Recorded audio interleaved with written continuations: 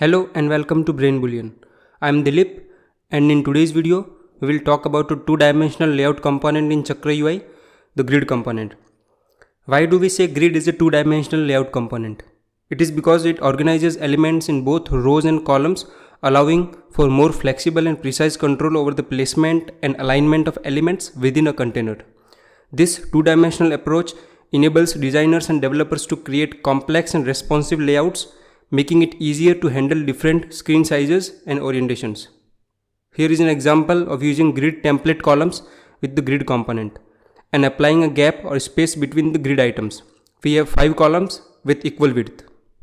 There might be cases where you may need certain grid items to span across specific amount of columns or rows instead of an even distribution. To achieve this, you need to pass the call span prop to the grid item component to span across columns and also pass the row span component to span across rows. You also need to specify the template columns and template rows. In this example, we have 2 rows and 5 columns. We are telling the first grid item to occupy 2 rows and 1 column.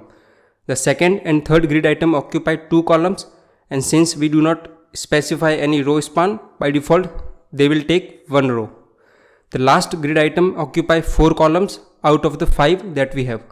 And if you want to make an element start or end at a specific grid position, then you can pass call start and call end props. Similarly, if you want to do for rows, then you can use row start and row end props. It will make the element start and end at nth position. In this example, we are telling second grid item to start at 4th position and end at 6th position. Since we have defined template columns to 5, so the numbering will go from 1 to 6. For example, 1 to 2, 2 to 3, 3 to 4, 4 to 5 and 5 to 6. In total, we get 5 columns. That's it for this video.